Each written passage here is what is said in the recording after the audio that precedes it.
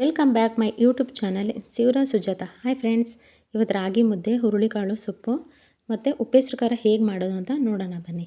ಅದು ಮಾಡಲು ಹುರುಳಿಕಾಳನ್ನ ನೀಟಾಗಿ ಸೋಸಿ ಇದನ್ನು ತೊಳೆದು ನಾವು ಕುಕ್ಕರ್ಗೆ ಹಾಕಬೇಕು. ಕುಕ್ಕರ್ಗೆ ಹಾಕಾದ್ಮೇಲೆ ಸ್ವಲ್ಪ ನೀರು ಹಾಕಿ ಇದನ್ನ ಲಿಡ್ನ ಕ್ಲೋಸ್ ಮಾಡಿ ನಾವು ಒಲೆ ಮೇಲೆ ಇಡೋಣ.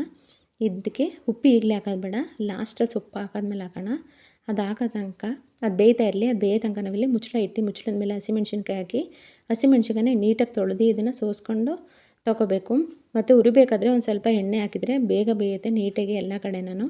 ಅದು ಬೆಂದಾದಮೇಲೆ ಮಿಕ್ಸಿ ಜಾರ್ಗೆ ಒಂದು ಗೆಡ್ಡೆ ಬೆಳ್ಳುಳ್ಳಿ, ಸ್ವಲ್ಪ ಕೊತ್ತಂಬರಿ ಮತ್ತು ಲಿಂಬೆಹಣ್ಣಲ್ಲಿ ಅರ್ಧ ಆದಷ್ಟು ಹುಣಸೆಹಣ್ಣು, ಸ್ವಲ್ಪ ಜೀರಿಗೆ, ಮೆಣಸು ಇದಿಷ್ಟನ್ನು ಹಾಕಿ ನಾವು ಹುರಿದು ಎತ್ತಿಟ್ಟಿದ್ವಲ್ಲ ನಾವು ಹಸಿಮೆಣ್ಸಿನ್ಕಾಯಿನ ಇದನ್ನು ಹಾಕಬೇಕು. ಹಾಕಾದ್ಮೇಲೆ ಸ್ವಲ್ಪ ಉಪ್ಪು ಹಾಕಿ ನೀರು ಹಾಕಿ ಇದನ್ನು ಸಣ್ಣಕ್ಕೆ ಸ್ವಲ್ಪ ಇದನ್ನು ರುಬ್ಕೋಬೇಕು. ಇದನ್ನೆಲ್ಲ ಸಣ್ಣಗೆ ರುಬ್ಬಿ ಒಂದು ಇದಕ್ಕೆ ಹಾಕಿ ಎತ್ತಿಡೋಣ, ಇನ್ನೊಂದು ಬಟ್ಲಿಗೆ ಹಾಕಿ ಇದನ್ನು ಎತ್ತಿಡೋ ತನಕ ನಾವು ಕುಕ್ಕರ್ಗೆ ಹಾಕಿದ್ವಲ್ಲ ನಾವು ಹುರುಳಿಕಾಳನ್ನ, ಇದೀಗ ಬೆಂದಾಗಿದೆ. ಇದು ಬೆಂದಿರೋದಕ್ಕೆ ನಾವು ಸೊಪ್ಪನ್ನ ನೀಟಾಗಿ ಸೋಸಿ ತೊಳೆದು ಎತ್ತಿಟ್ಟಿದ್ವಲ್ಲ ಇದನ್ನು ಇದ್ರೊಳಗಡೆ ಹಾಕಿ ಒಂದು 2-3 ಕುದಿನ ಬೇಯಿಸೋಣ.